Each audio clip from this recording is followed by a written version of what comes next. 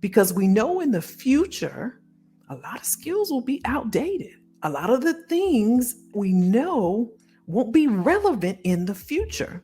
So, how do we keep ourselves relevant? Hello there. Welcome to the Careers by Kelly podcast. I'm your host, Kelly Jackson, number one career strategist in the entire world. That's right, I said it, in the entire world. Hope you're doing okay. Welcome to another episode. Listen, we're going to get into the future of work. We're going to do an actual series here on the podcast. So make sure that you download the podcast and download the episodes. We're going to talk about your future. We're going to talk about what it's going to look like for you in the future as it relates to your skills, the types of jobs, how to find these roles, if you're working for an employer, what they're thinking, what's on their mind right now as they do business in the future, and what does that look like? And listen, hey, if you're watching me as well on a YouTube channel, make sure that you're subscribed. You want to subscribe and you want to click that notification bell. That way you get notified every time we upload a video. Now, in this particular episode, as we kick off this series of the future of work, we're going to talk about the different types of work, right? We're going to talk about the different types of work in the future that will be relevant in the future. And I want you to share with me your thoughts, what resonates with you, and what are you thinking about in terms of your future in your career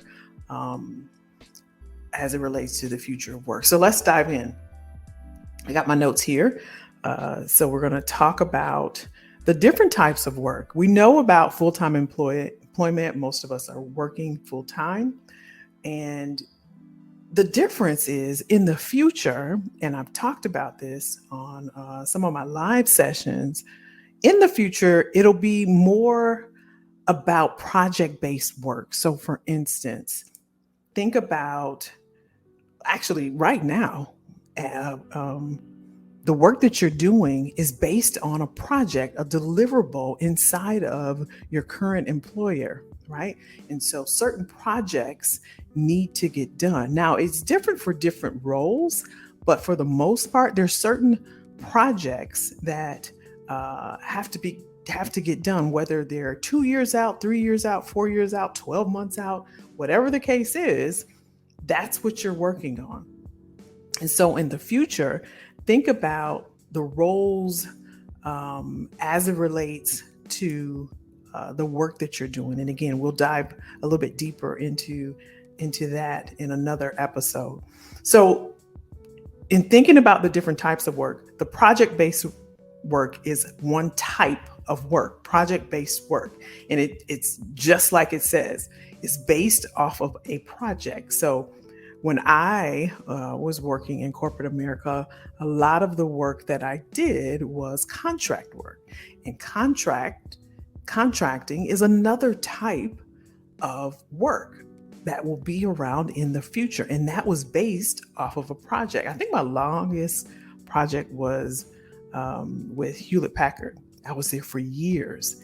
And then I think, Department of Labor and the EEOC and said it wasn't right for people to work on a project basis, and they turned that all upside down. I think Coca-Cola got in trouble with that. And so now you see that a lot of contract work or consulting work even, which is another type of project, it's 6, 12, 18 at the most. I think they can go up to 24 months.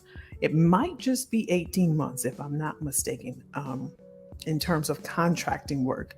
So that's another type of work. So we talked about project-based work based off of a deliverable, and some of the where you're working right now, some of the work that you're doing is based off of a project.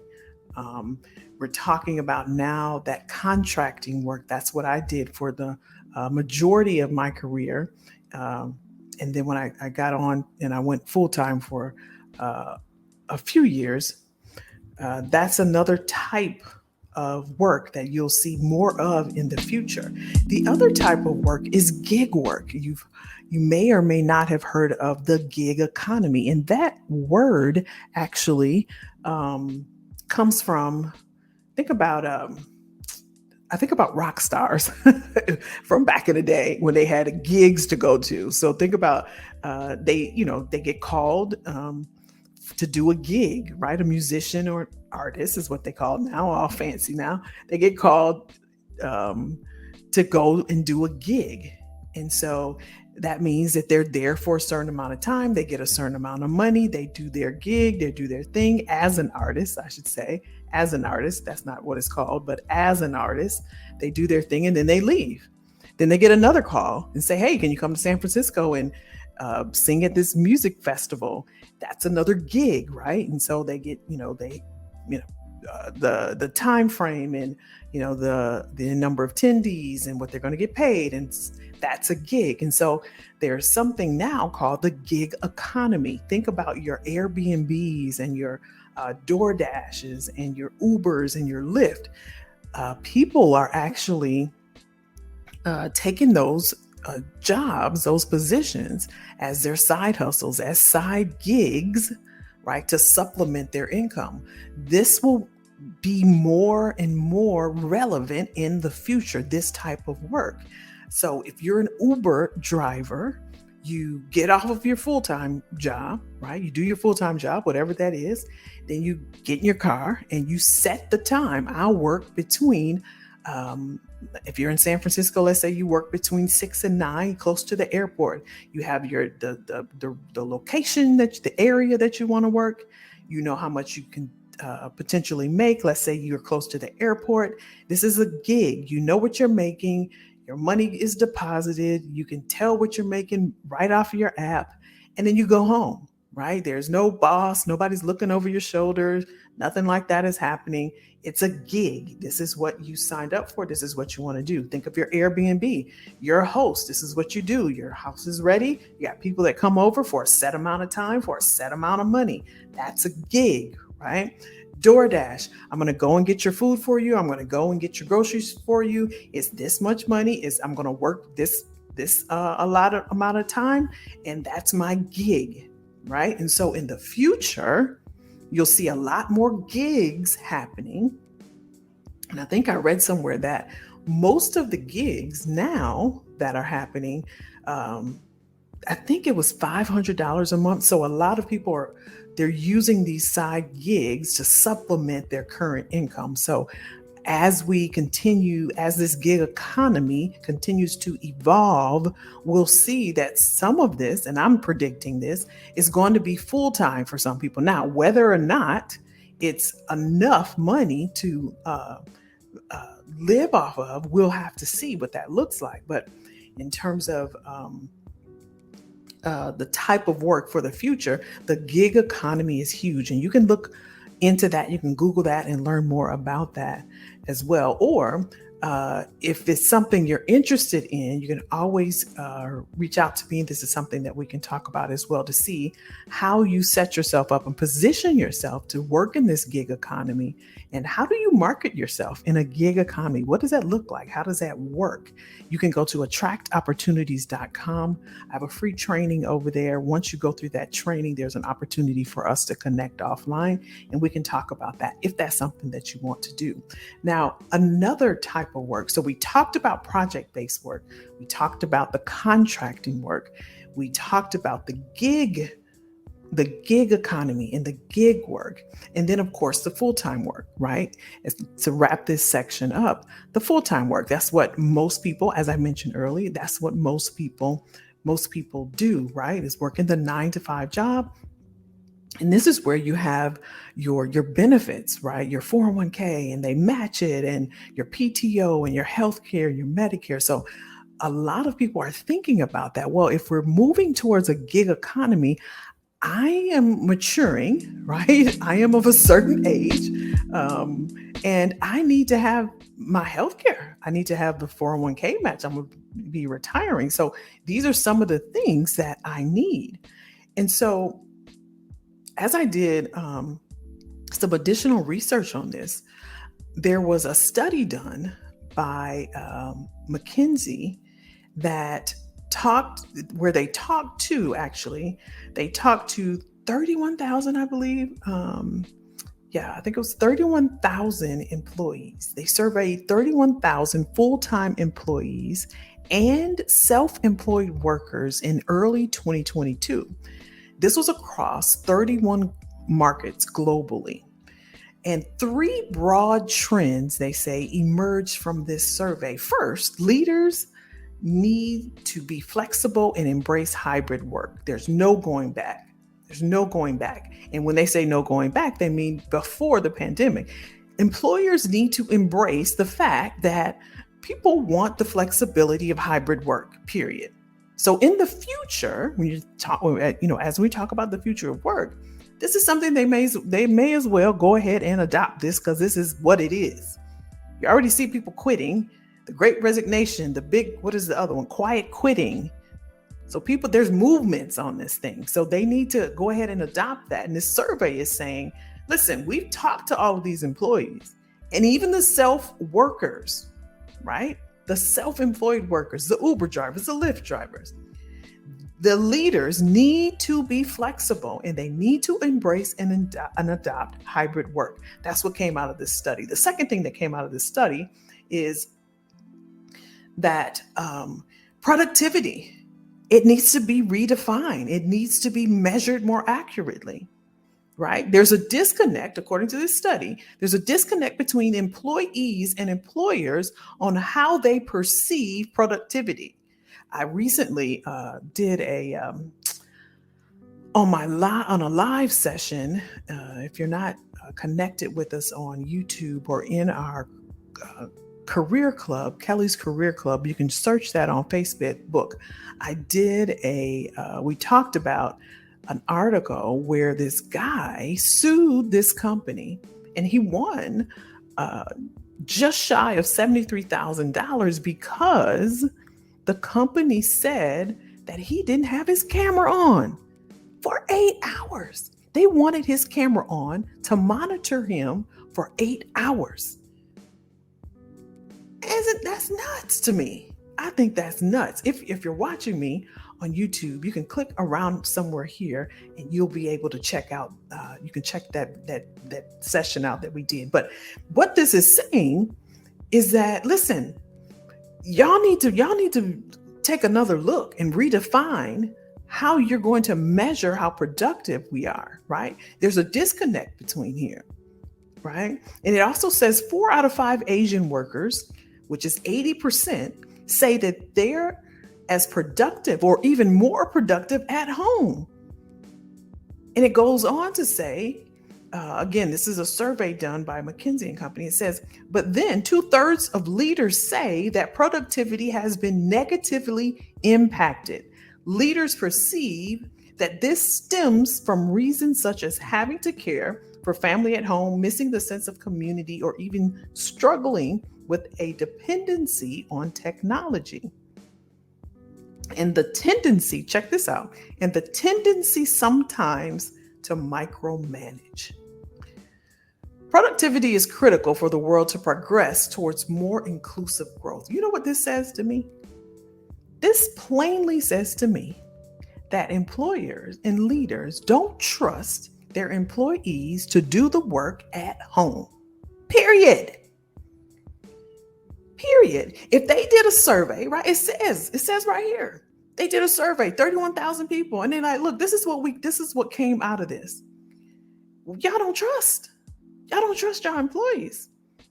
And employees are like, listen, y'all need to get it together. Y'all need to figure out how you're going to measure our productivity, because we are looking at our performance review. So in the future, this is what they're saying. You all have to redefine how you measure it. And it can't just be defined based on if we're at work in the office, because in actuality, we get more work done at home. So that's the second thing. The last thing that came out of this study is that they need to embrace, they being the employers, an inclusive culture so employees feel supported. It goes on to say that relationships has suffered in the pandemic. More than half of hybrid workers, 57%, are feeling lonelier at work. And 68% say they have fewer work friendships since the pandemic. So business leaders ought to create a working environment and employee experience where employees feel connected to one another. And the purpose of the business, wherever employees are based, wherever they're based, is to bring them together effectively as a team. So they want, employees said, again, according to this survey, that they want a more inclusive culture. How can we collaborate with our teammates and our team members? So this is in the future. These are some of the things that employers are thinking about. This hybrid work. How can we create an inclusive culture with employees working, at home? And then how are they going to measure productivity? How are they going to do that? So that's some of the thoughts that the leaders are having about the future of work. And so the last thing I want to share is, in terms of the future of the work and some things to consider about your career and things that you may want to think about, is working full-time, right? If they're saying in the future it's going to be project-based and more of a gig economy and more contract work, and you're not feeling that. You're like, I need my health care. That's why I keep my full-time job. I need someone to match my 401k so I can save for my retirement. These are some of the things that you should consider when it comes to the future of work. There were some people that were saying also, as I continue to read in this article, that the only reason that I'm working full-time is for the benefits, right? And you know what? The other thing that I saw in here is that, and I think I mentioned it earlier, about how much money they were actually making on these little side hustles, right? I think it was like $500 a month. That's hard to live off of without an additional full-time job. And then how many people want to work a full-time and a part-time job? Where's the work-life balance in that? So again, thinking about the future, if the work is going to be project-based and there will be fewer and fewer full-time roles, what does that consist of? Who will get those full-time roles? What's needed in order for me to stay in my full-time role? Because we know in the future, a lot of skills will be outdated. A lot of the things and that we know won't be relevant in the future. So how do we keep ourselves relevant in the future? So the first thing we must consider is, which one of these types of work in the future best aligns with our career goals, as well as the stage of life, right? The stage that we are currently in our life, right? Where are we in our life? What are we looking for in the future in terms of our goals? Once we know that, then we can determine, okay, for this gig economy, do I want to be a part of this gig economy? Do I want to be a consultant or contractor, similar to what Kelly did? Or is full-time? No, I'm going to do the full-time. That's it. This is what I need to do. That's what it is. So what do I do to maintain this full-time status versus the project based and the contractor? I think the full-time will work best for me. So let's determine in this episode, right? Let's determine which one fits best for us. If you're watching me, leave me a comment. Let me know which one works best for you and why. And if you're listening, you can also download the comment, leave me a comment, let me know, leave a review on the podcast and let me know which one you're thinking about.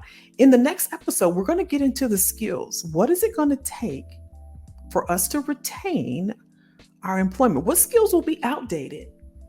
What skills will be relevant? Which will be automated? Do I need additional education? Do I need a certification? Do I need higher education? Do I need an MBA? How does this align to these different types of work in the future? So we'll get into that in the next episode. I'm glad you joined me. Again, if you're watching me on YouTube, go ahead, make sure you subscribe, hit that notification bell. That way you know every single time there is a video uploaded, and this will keep you abreast of everything that's happening in the future in your career, how you can best align yourself with your career goals, and what the future looks like where you are currently. Thank you for joining me, and I'll see you in the next episode.